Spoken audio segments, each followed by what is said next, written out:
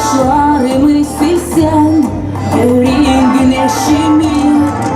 Sen güneşim benim, kola bulutlarım, açtı çiçeklerim, küsürme onları.